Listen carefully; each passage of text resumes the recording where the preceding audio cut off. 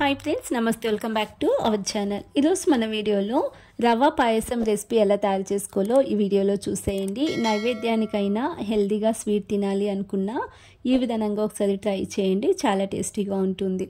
అందుకోసం ముందుగా ఇక్కడ 4 టీ స్పూన్ల వరకు శనగపప్పుని 1 అవర్ ముందే నానబెట్టి పెట్టుకోవాలి. 1 అవర్ నానితే సరిపోతుందండి.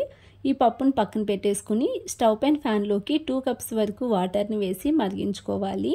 వాటర్ మరుగుతూ ఉన్నప్పుడు నానబెట్టి పక్కన పెట్టుకున్న శనగపప్పును వేసుకుని ఒక 70% వరకు ఈ పప్పును ఉడికించుకోవాలి. ఇవి ఉడుకుతూ ఉండగానే మరో పక్కన స్టవ్ పైన ఫ్యాన్లోకి 2 స్పూన్ల వరకు నెయ్యిని వేసుకుని నెయ్యి కొంచెం వేడైన తర్వాత ఇందులోనే జీడిపప్పు కిస్మిస్ని వేసుకుని ఫ్రై చేసుకోవాలి. ఇక్కడ మీకు నచ్చిన డ్రై ఫ్రూట్స్ వేసుకోవచ్చు.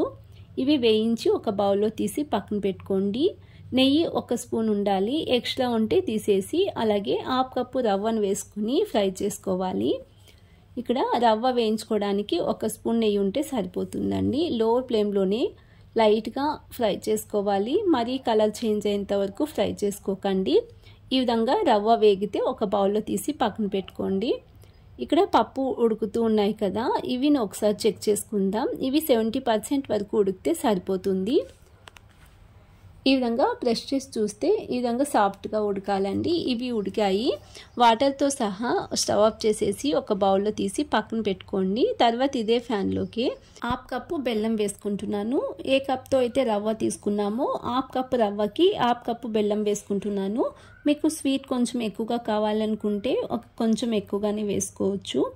1/2 కప్పు బెల్లానికి 2 కప్స్ వాటర్ని వేసుకుని బెల్లం కరిగేంత వరకు ఉడికించుకోవాలి. బెల్లం పాకం రావాల్సిన అవసరం లేదండి, జస్ట్ కరిగితే సరిపోతుంది.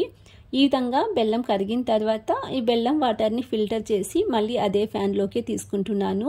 తర్వాత ఉడికించి పక్కన పెట్టుకున్న శనగపప్పును కూడా వాటర్తో సహా వేసేసుకోండి. ఇవి రెండింటిని కూడా లో టు మీడియం ఫ్లేమ్లోనే మిక్స్ చేసుకుంటూ ఒక 2-3 నిమిషాల పాటు ఉడికించుకుంటే సరిపోతుంది. ఇలా ఉడికిన తర్వాత లో ఫ్లేమ్లో పెట్టుకుని రవ్వ వేసుకోవాలి. హై ఫ్లేమ్లో పెట్టుకుని రవ్వ వేసుకుంటే అంత చిరులుతూ ఉంటుందండి రవ్వ అంతా. అందుకని లో ఫ్లేమ్లో పెట్టుకుని రవ్వ వేసుకుని మిక్స్ చేసుకోండి. ఇలా రవ్వ వేసిన తర్వాత ఒక 50% వరకు ఉడికించుకోవాలి మిక్స్ చేసుకుంటూ. ఈ విధంగా రవ్వ పాయసాన్ని ఒకసారి ట్రై చేయండి, చాలా టేస్టీగా ఉంటుందండి. టెంపుల్స్లో కూడా ప్రసాదంగా ఇస్తూ ఉంటారు. నైవేద్యానికి చాలా తక్కువ టైంలో ప్రిపేర్ చేసుకోవచ్చు. తర్వాత 1/2 టీ స్పూన్ ఇలాచీ పౌడర్ని వేసుకుని మిక్స్ చేసుకుంటున్నాను. అలాగే ఫ్రై చేసి పక్కన పెట్టుకున్న డ్రై ఫ్రూట్స్ని వేసుకుని మిక్స్ చేసుకోండి. తర్వాత కొంచెం నెయ్యి కావాలనుకుంటే ఇక్కడ వేసుకోవచ్చు, మరొక 2 స్పూన్ల వరకు ఇష్టమైతే.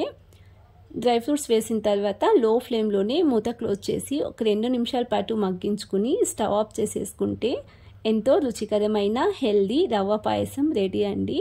హెల్దీగా స్వీట్ తినాలి అన్నా లేదా నైవేద్యానికి ప్రసాదంగా చేయాలి అనుకున్నా ఈ విధంగా సింపుల్గా చేసుకోండి, చాలా టేస్టీగా ఉంటుంది. చిన్నపిల్లలైనా పెద్దవాళ్ళైనా చాలా ఇష్టంగా తింటారు. అలాగే రెసిపీ నచ్చినట్లయితే ప్లీజ్ ఛానల్ని సబ్స్క్రైబ్ చేసుకోండి, లైక్ చేయండి, షేర్ చేయండి. Thanks for watching the video.